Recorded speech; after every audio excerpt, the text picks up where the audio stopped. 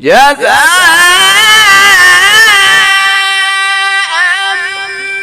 من ربك عطاء حسابا رب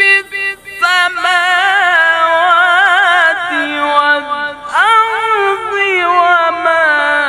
بينهما الرحمن لا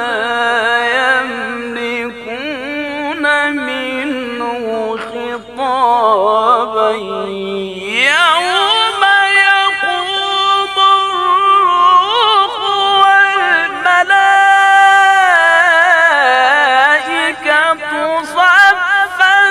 لا يتكلمون إلا من أذن له